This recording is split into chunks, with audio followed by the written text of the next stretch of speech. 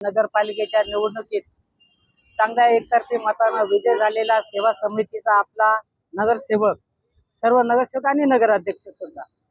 आता त्यांनी जे केलेलं आहे, आता आपल्याला हे करायचं आहे, हे चांगल्या गोष्टीला आपल्या सर्वांना साथ द्यायची.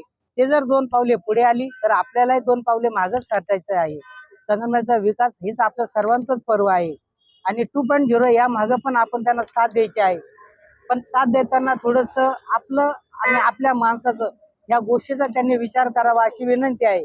सो मी पथविक्रेता असल्या कारणानं फक्त माझे रोडवरचे टपऱ्यावाले, पानटपरीवाले, भाजीपालावाले अशा ज्या छोट्या मोठ्या दुकानदार आहेत, या गरीब लोकांचा तुम्ही नक्कीच विचार करावा असं मला म्हणायचं आहे.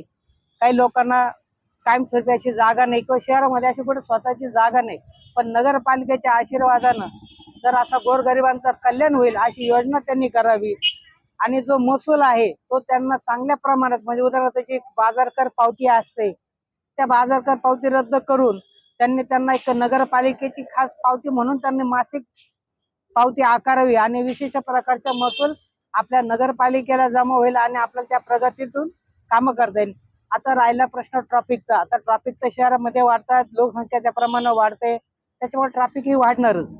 पण जर आपण ठरवलं तर जे काही छोटे छोटे रस्ते जे टीपी प्लॅन नुसार जे जर आपण अस्तित्वात आणले तर मला वाटतं ट्रॅफिकची थोडीशी संख्याबळ कमी होईल.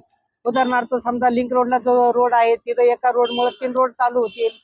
बरेचसे ठिकाणाचे छोटे छोटे रस्ते राहिलेले आहेत, ते जर आपण पूर्ण केले तर ट्रॅफिक वळेल आणि ट्रॅफिकचा बराचसा भाग कमी होईल. काही दुकानदारांनी सुद्धा त्यांच्या दुकानाची सामान पुढे न लावता ते त्यांच्यासाठी जर कायमस्वरूपी केली तर मला असं वाटत नाही का ज्या 2 व्हीलर 4 व्हीलर ज्या बाहेर जे खाण्याचे दुकान आहेत मोठी मोठी, त्यांच्याकडे पार्किंगची व्यवस्था नसल्यामुळं त्या गाड्या बाहेर लागतात आणि मग ट्रॅफिकला अडचण तयार होते. त्याच्याकडे त्यांनी जर थोडंसं लक्ष द्यावं.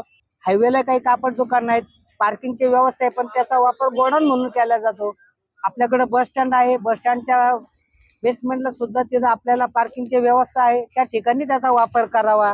काही ठिकाणी रिकामी जागा आहे थोडी थोडी, त्या ठिकाणी सुद्धा पार्किंग चालू करून तिथेही पण आपल्याला पावती जमा होईल. नगर रोड आहे, भारत चौक आहे किंवा बस स्टँड आहे, अजून थोड्या जवळ ठिकाणी ज्या नगरपालिकेच्या जागा आहेत त्या जर आपण काबीज करून तिथं जर विशिष्ट प्रकारचं असं काही चालू केलं तर महसूलच्या प्रमाणात जमा होईल आणि नागरिकांना याचा फायदा होईल. पण माझे असं म्हणणं आहे की मी फक्त पथविक्रेता म्हणून या छोट्या दुकानदारांचा आपण नक्की सन्मान करावा. त्यांच्या रोजीरोटीवर कुठलाही परिणाम होणार नाही या गोष्टीची काळजी घ्या.